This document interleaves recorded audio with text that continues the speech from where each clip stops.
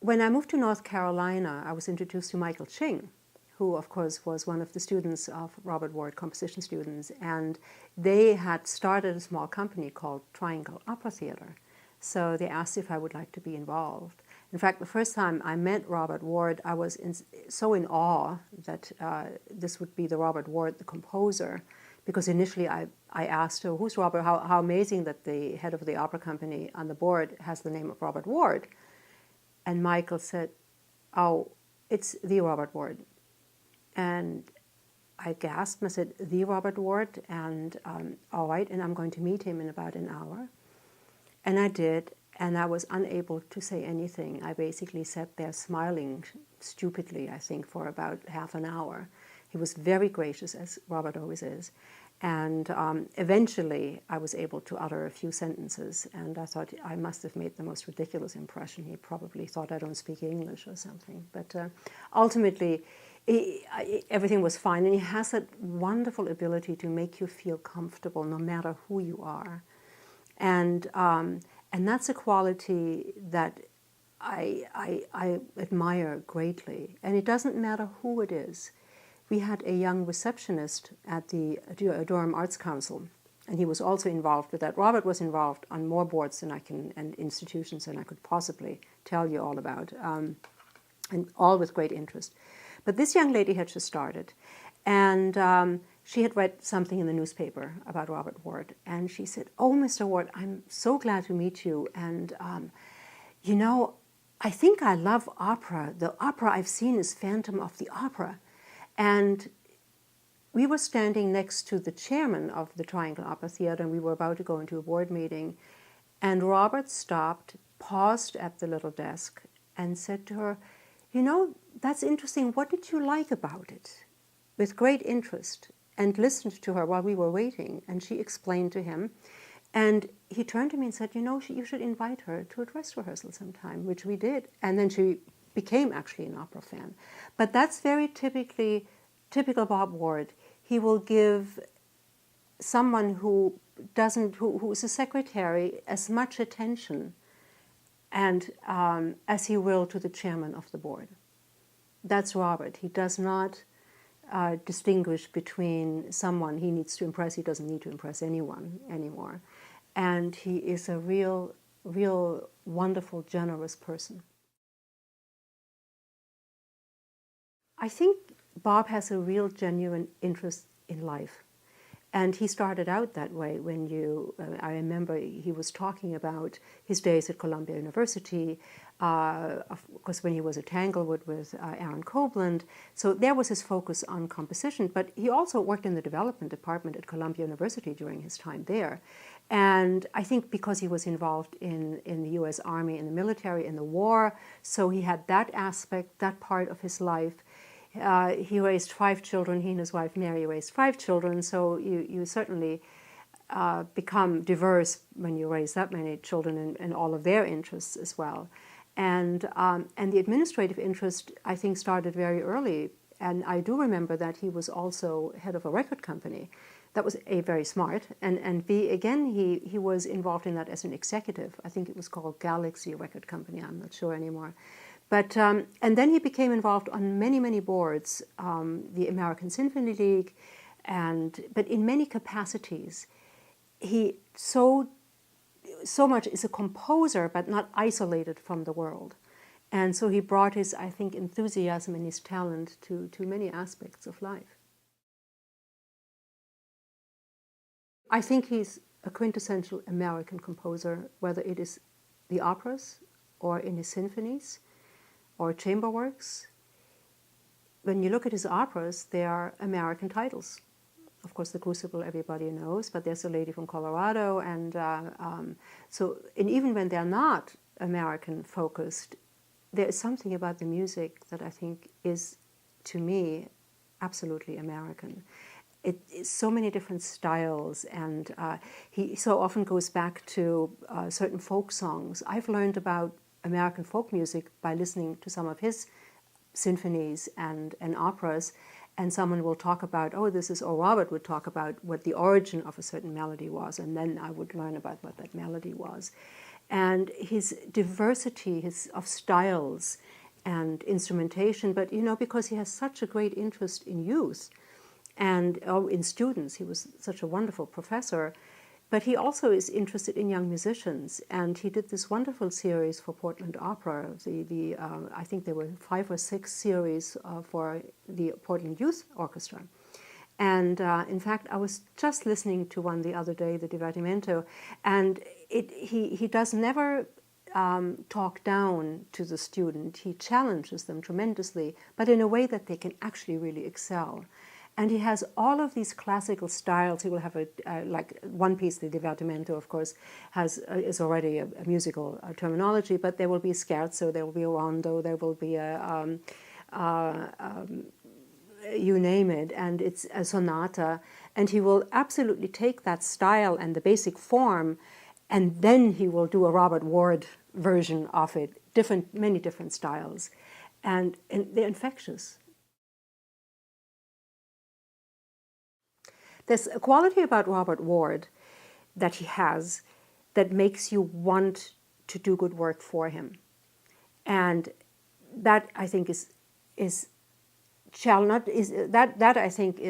spurs all of us on to do good work, because to be praised by Robert Ward, whether it was for something you did as a student or as a composer or as an administrator, it just sort of goes down like warm chocolate. You do want that appreciation from him. That can be a drawback too, because occasionally I would not agree with him on a certain issue or a singer we might want to bring in or a production we might want to do. When I took over from Michael Ching to run the little company Triangle Opera Theatre, and we also did work for the Duke Artist Series, and we were in a new theatre, and we were building a theatre at that time near the Durham Arts Council.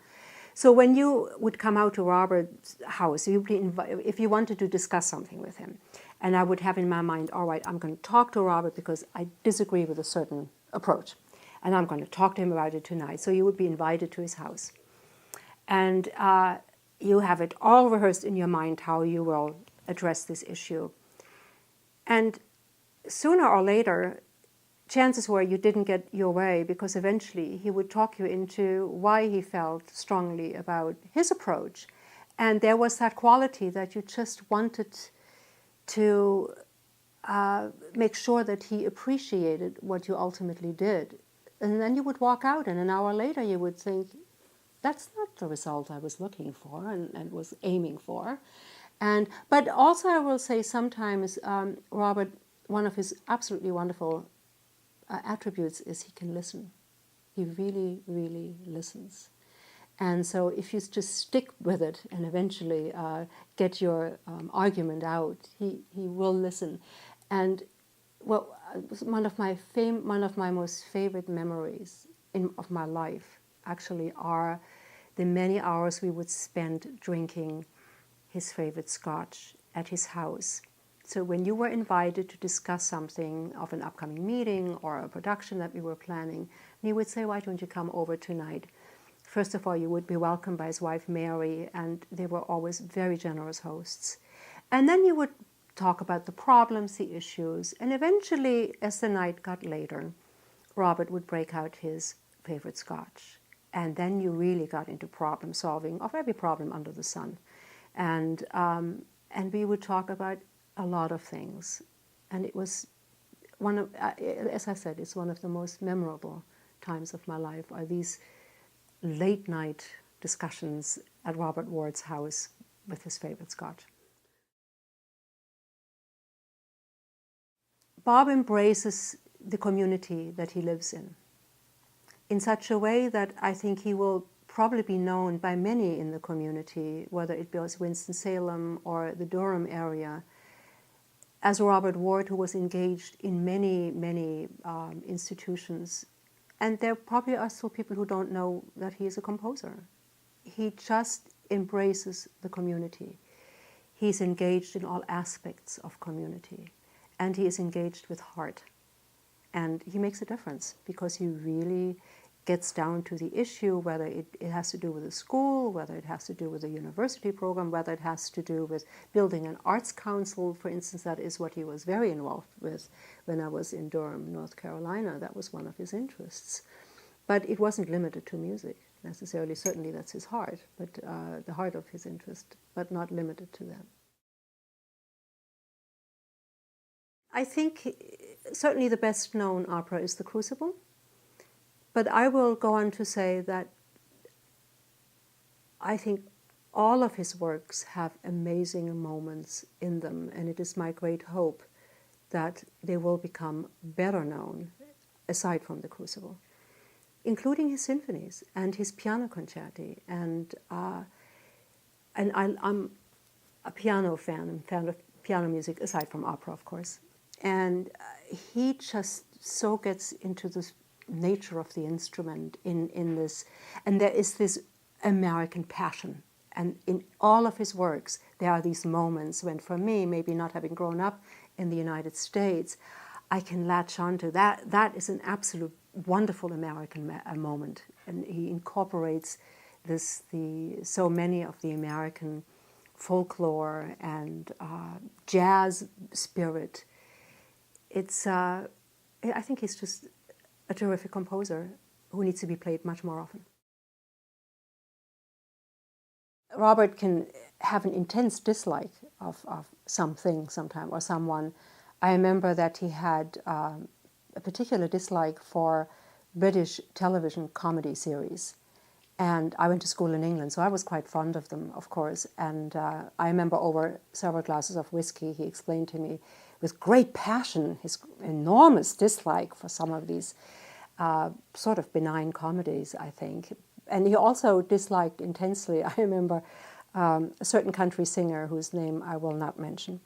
But in fact, there was one particular singer that for a concert he really wanted for us to use, and I had a problem with that selection at the time. And I mentioned to him, you know, Robert, sometimes when he sings sort of in the lower range of his baritone voice, don't you think he sounds a lot like this particular country singer whose name I shall not mention?